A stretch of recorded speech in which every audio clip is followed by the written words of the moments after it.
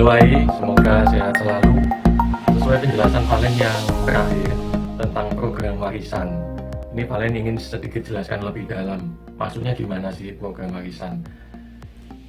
Jadi warisan itu kebanyakan juga yang kita tahu aset properti Ai. Memang ini warisan yang awet sebenarnya. Jadi hingga bertahun-tahun, apalagi bentuknya misalnya tanah, itu juga bentuknya masih tetap tanah.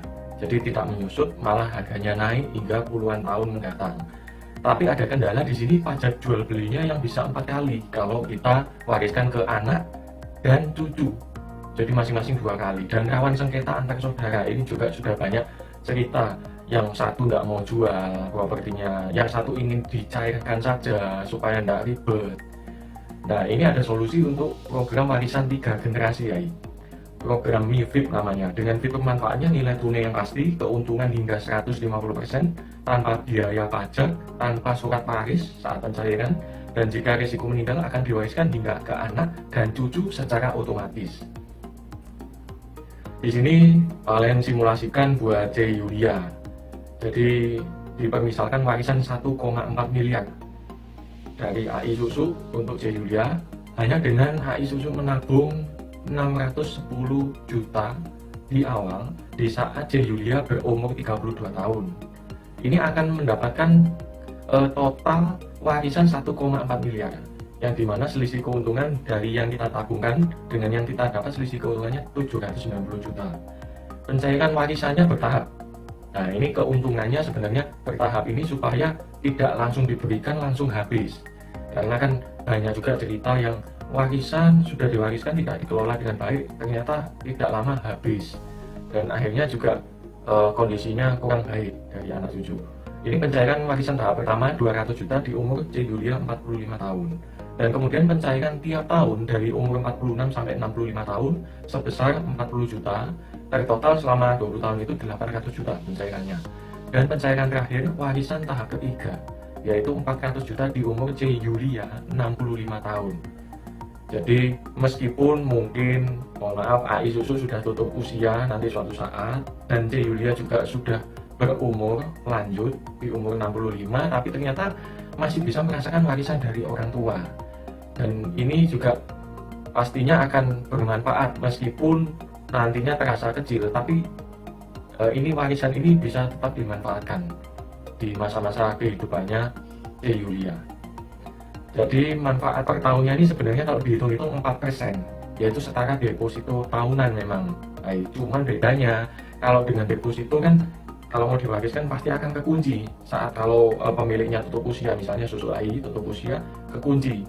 Nah, itu nanti kan repot pencairannya. Nah, sedangkan kalau ini sama-sama memang manfaatnya 4% per tahun, tapi saat memang mau diwariskan ya ini program akan berjalan, tidak terpengaruh akan kondisi susu AI, karena ini sudah langsung dinamakan dengan atas nama C. Yulia sendiri dan sudah ada programnya kapan cairnya. Jadi ini 100% dana darurat bagi anak cucu hingga 3 generasi AI. Ini paling buatkan juga untuk Kohendra. Ini buat perbandingan. Jadi untuk pencairan warisannya itu berbeda di umur 55 tahun dimulainya dengan warisan yang sama 1,4 miliar, tapi menabungnya mulai umur 39, Kohendra umur 39 sekarang, menabung 516 juta.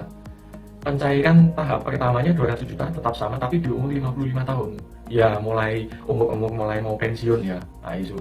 Nah, kemudian pencairan tahap kedua ya sama selama 20 tahun di umur 56 hingga 75 tahun sebesar 40 juta.